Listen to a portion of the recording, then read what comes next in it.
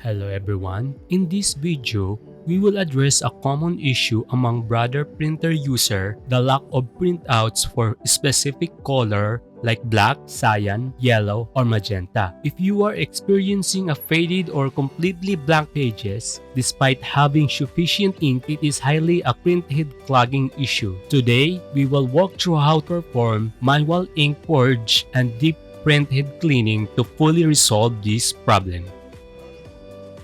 Let's start by clicking menu, then click OK in maintenance, OK again, then click check quality OK, save paper OK, then press the button green, the color button. This test is to identify which specific color is missing or not working correctly. If any color fails to appear on nozzle check, it indicates a blockage or a problem within your printhead that requires attention. As you can see here, the black is missing. Now let's begin the process with the manual ink purge or deep printhead cleaning. Now click the plus arrow or the arrow up. Then click stop.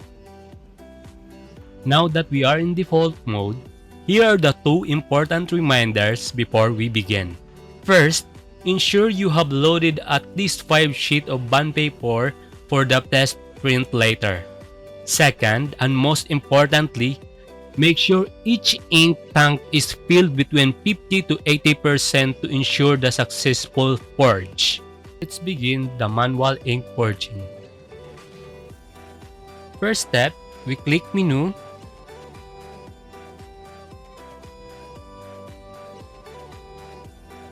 Now we click mono. Then click up arrow or plus 4 times.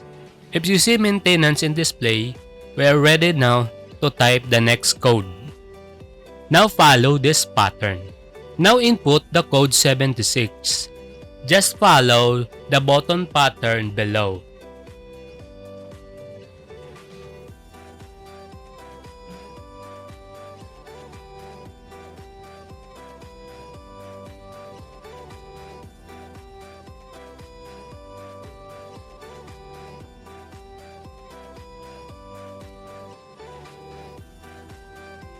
Now input code 6. Just follow again the button pattern below.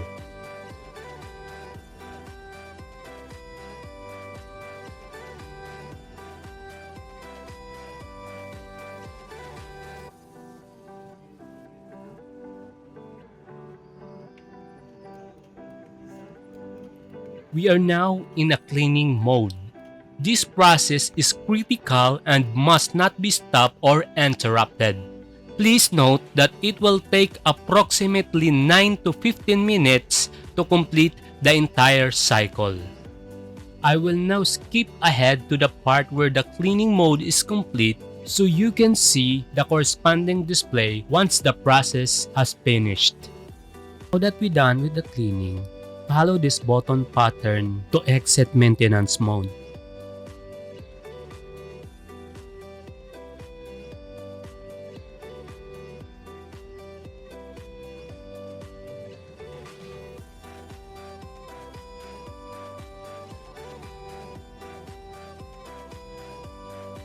Okay, now let's wait to exit.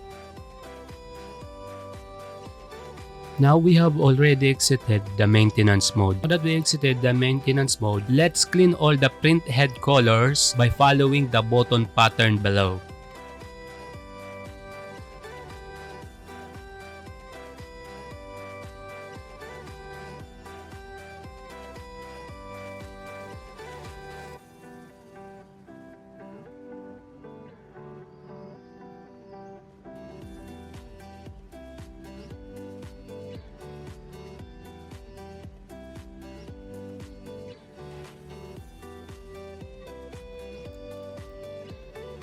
Now we are cleaning all the colors in the printhead.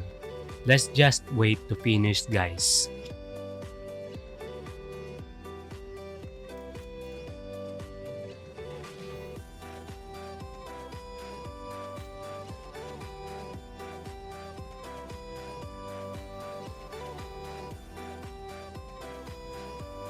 Now we are done with the cleaning. Let's check the nozzles. Please follow the button pattern below.